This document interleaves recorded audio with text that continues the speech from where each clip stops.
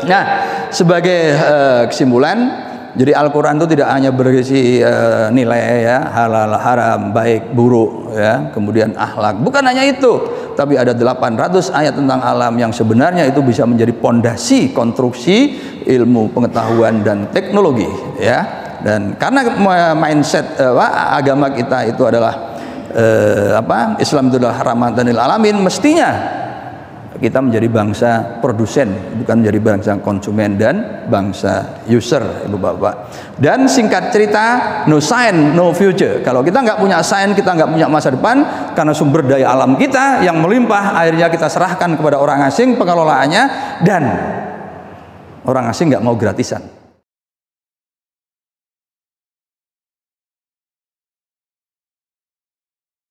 Ini sih nggak itu untuk orang Islam, Mendeleev ini orang Rusia atau orang mana ya.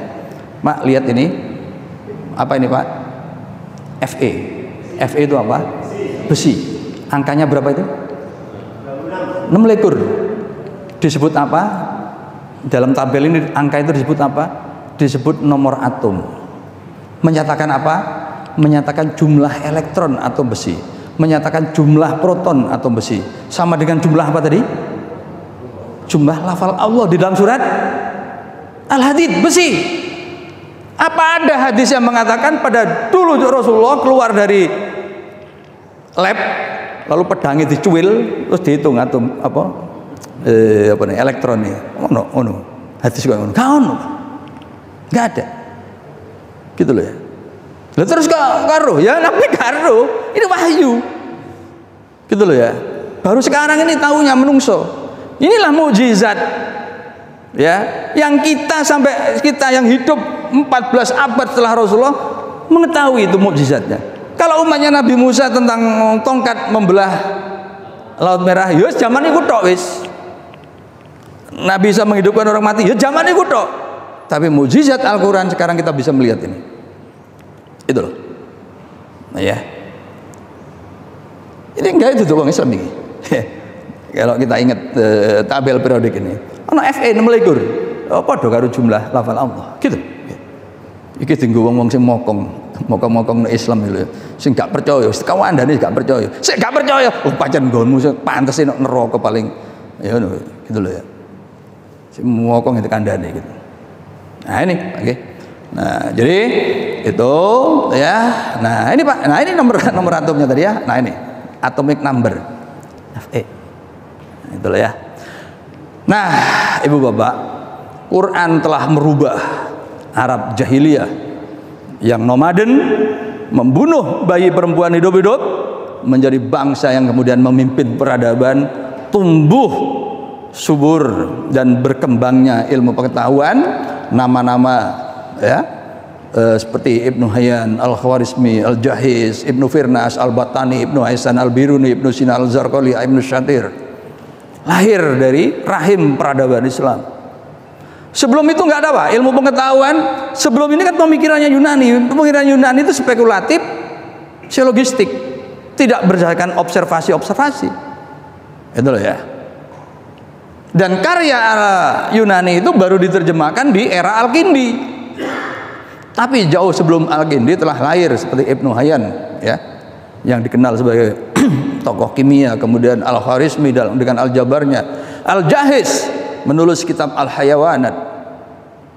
Di dalam bukunya membahas sekitar 360 hewan yang sudah dibedah oleh beliau dan kemudian ditulis, dan di akhir bukunya itu beliau mengatakan bahwa sejatinya ilmu hewan itu adalah ilmu agama.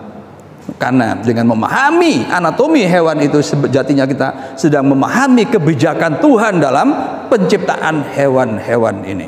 Itu loh Ibu. Jadi Al-Jahiz dapat inspirasi dari kitab suci. Ya, bukan pemikiran spekulatif. Nah, demikian juga dengan ilmuwan-ilmuwan yang lain, Ibnu Sina, Al-Biruni, Ibnu Haisan. Jadi Al-Qur'an ini dulu telah melahirkan ilmuwan-ilmuwan, menginspirasi ilmuwan-ilmuwan generasi awal. Mestinya ini juga menginspirasi ilmuwan-ilmuwan generasi terkini, begitu ya. Nah, jadi itu Ibu Bapak ya. Nah, sebagai kesimpulan, Jadi Al-Quran itu tidak hanya berisi nilai ya, halal, haram, baik, buruk ya, kemudian akhlak. Bukan hanya itu, tapi ada 800 ayat tentang alam yang sebenarnya itu bisa menjadi pondasi konstruksi ilmu pengetahuan dan teknologi ya. Dan karena mindset agama kita itu adalah Islam itu adalah rahmatan lil alamin, mestinya kita menjadi bangsa produsen, bukan menjadi bangsa konsumen dan bangsa user, ibu bapak. Dan singkat cerita, no science, no future. Kalau kita nggak punya science, kita nggak punya masa depan, karena sumber daya alam kita yang melimpah, akhirnya kita serahkan kepada orang asing pengelolaannya, dan orang asing nggak mau gratisan. Orang asing juga nggak mau hanya segitu, gitu loh ya. Orang asing maunya semua, ya itu. Seperti itu. Jadi sumber daya alam kita melimpah, tapi sampai hari ini kita ya hutangnya termasuk yang sangat besar, gitu kan. Kalau ibu bawa jalan ke Bojonegoro, ke barat dikit, Kali Tidu, ya, di sebelah kiri jalan di situ ada api yang menyala 24 jam. Itu adalah minyak, Pak. Di situ adalah sumber minyak. Ya. Jadi kita ini sangat kaya. Tapi kenapa SPP kok mahal? Padahal di negara-negara yang kuliah aja gratis.